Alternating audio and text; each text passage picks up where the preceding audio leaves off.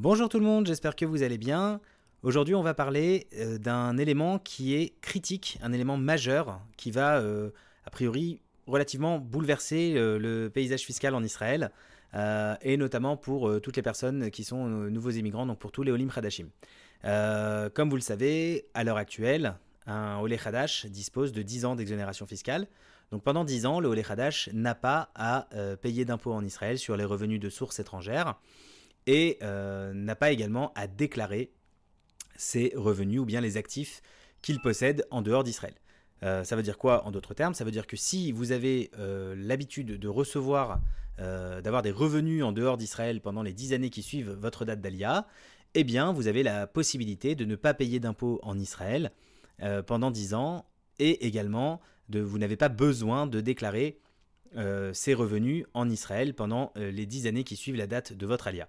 Alors, une toute petite parenthèse, c'est quoi la catégorie des revenus qui sont exonérés? Eh bien, c'est très simple, ce sont tous les revenus à caractère passif, donc par exemple des loyers, une retraite, des dividendes, des intérêts sur des placements que vous avez éventuellement dans un compte bancaire à l'étranger, des plus-values, si vous avez un portefeuille boursier par exemple et que vous réalisez des plus-values en bourse. À partir du moment où l'action qui a réalisé la plus-value est cotée et que c'est une action étrangère, donc qui n'est pas israélienne, vous n'avez pas d'impôt à payer en Israël et vous n'avez également pas de déclaration à faire sur ces revenus. Ça, c'était la loi, c'est la loi pour toute personne qui vient jusqu'au 31 décembre 2025. Mais il y a eu un énorme changement l'année dernière, en avril 2024. C'est une loi qui a été, on l'appelle un petit peu la loi Blitz, parce qu'elle a été votée très très rapidement, en vraiment quelques semaines. Israël est un petit peu passé dans le viseur de l'OCDE. Et l'OCDE a fait comprendre, dans des termes relativement élogieux, que Israël allait être rajouté à la liste des pays, à la liste noire des pays de l'OCDE. Israël risquait de rejoindre des pays comme l'Iran, la Syrie, la Corée du Nord, et j'en passe des merveilles. Et pourquoi ça? Parce qu'en fait, l'OCDE a considéré que pendant eh bien, énormément d'années, depuis que la fameuse loi sur les 10 ans a été votée, donc en 2008, l'OCDE considère qu'en fait Israël est une sorte de paradis fiscal pour toutes les personnes qui souhaitent ne pas déclarer leurs revenus à l'étranger.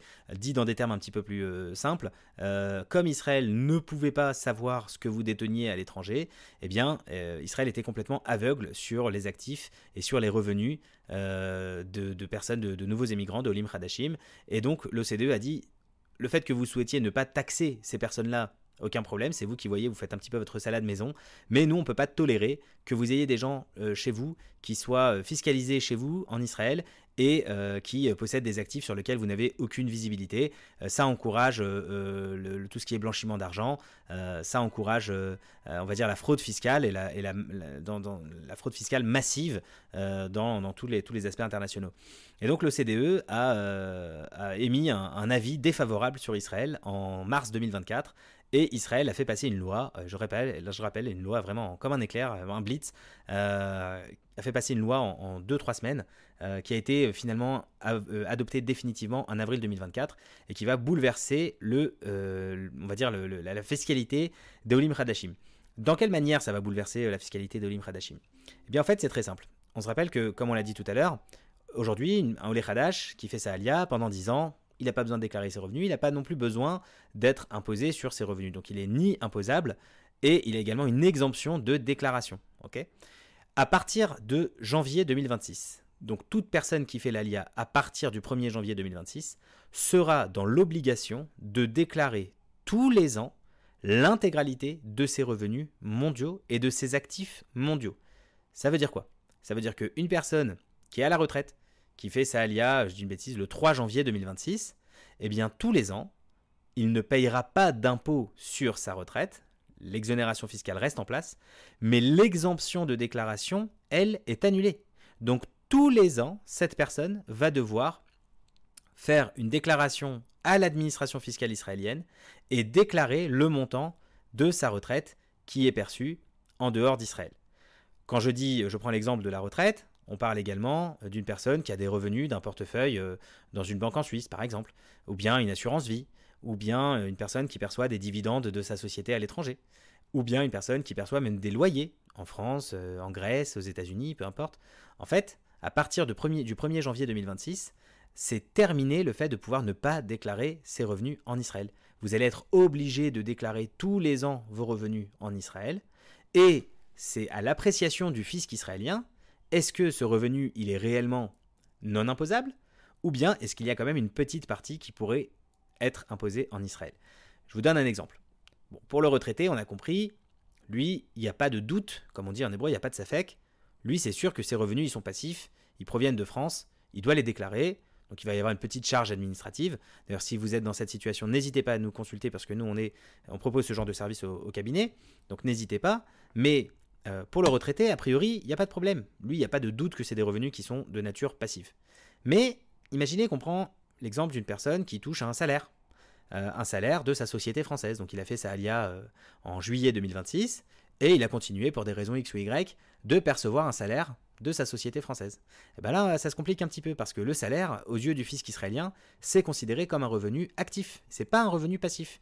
Et donc si la personne passe un temps significatif en Israël, plus de 6 mois par exemple, elle va être obligée de déclarer son salaire à Israël, mais il est fort probable que le gouvernement israélien va décider de taxer le salaire parce que quand on perçoit un salaire, c'est parce qu'on est actif dans une structure. Donc Israël va considérer qu'une partie du travail qui a été réalisé pour l'obtention de ce salaire a en réalité été réalisé depuis Israël, et là ça ne rentre pas en compte dans l'exonération fiscale qui est accordée à Olé Hadash. Je rappelle, à toute fin utile, que si vous travaillez depuis Israël, même si vous percevez un salaire de l'étranger ou si vous vivez sous forme de rémunération de dividendes, bon, à part le côté que d'un point de vue optimisation fiscale, c'est pas du tout ce qu'il faut faire, mais mettons ça de côté, il faut surtout ne pas oublier que Israël a le droit d'imposition prioritaire sur ce type de rémunération, et donc si vous travaillez depuis Israël, pour la quote-part du travail qui est effectué depuis Israël, vous êtes obligé de déclarer ça en Israël. Bon, on va faire plusieurs autres séries d'interventions sur cette nouvelle loi, parce que vous l'avez compris, ça va bouleverser le système classique de rémunération et le système déclaratif dans sa globalité en Israël. Donc ça, c'était voilà, une première explication. Qu'est-ce qui change au 1er janvier 2026 ?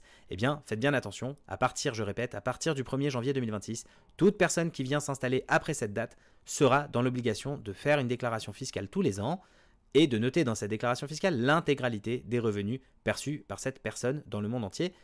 Même si c'est exonéré, même si on ne paye pas d'impôt sur les revenus passifs, eh bien, il faudra quand même les déclarer. Donc, si vous êtes dans cette situation, n'hésitez pas à nous consulter. Nous, on propose les déclarations et un accompagnement sur les déclarations fiscales annuelles. Donc ça, avec plaisir. Mais si vous hésitez, par exemple, à faire l'ALIA en 2025 ou en 2026, eh bien, cette nouvelle norme, cette nouvelle loi qui est passée en avril 2024, je le rappelle, va probablement vous aider à vous positionner sur peut-être faire l'ALIA avant le 1er janvier 2026.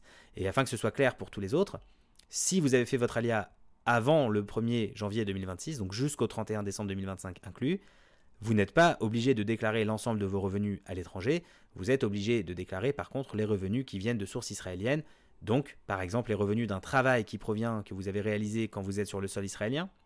Si vous travaillez à distance par exemple avec votre société en France, ne croyez pas que parce que vous prenez un salaire en France, vous ne devez pas le déclarer en Israël. Ça c'est du travail actif, et le travail actif vous êtes obligé de le déclarer en Israël. Ok ? Bon, c'est des sujets qui sont un petit peu complexes. Nous, généralement, ce qu'on va faire, c'est qu'on propose une consultation à peu près un quart d'heure, 20 minutes, pour bien comprendre c'est quoi le périmètre et pour définir si jamais la personne est potentiellement concernée par une éventuelle imposition, une fiscalité en Israël. Si vous êtes dans cette situation, je vais mettre dans le lien de cet épisode un petit formulaire de contact rapide, nom, prénom, téléphone, email, c'est rapide, et on reviendra vers vous pour faire un petit tour d'horizon. En tout cas, merci pour votre écoute, à très bientôt dans un nouvel épisode, très bonne journée à tous.